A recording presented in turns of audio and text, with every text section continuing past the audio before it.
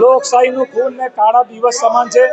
આ જે બનાવ બન્યો છે એને સખત વખોડીએ છીએ અને ભારતીય જનતા પાર્ટી ચૂંટણી જીતવા માટે આવા કાવતરા કરે એમાં કોઈ નવાઈ નથી, કારણ કે ભૂતકાળમાં કરેલા છે, પરંતુ પ્રજા બધું જાણી ગઈ છે અને પ્રજાએ મન બનાવ્યું છે કે ભાજપને હરાવવાનું છે। ત્યારે જાણીઓને લોભ લાલચ આપીને આવી રીતે ઉમેદવારને ખરીદવામાં આવ્યા છે, એવું અમારે શંકા છે।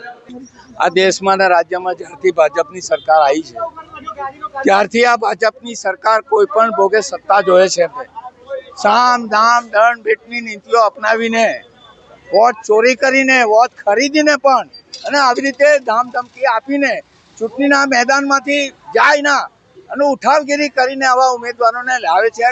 ગુજરાતની અંદર પણ 200 આવા જે ઉમેદવારો અમારે સેફ જગ્યા પર લઈ જવા પડ્યા।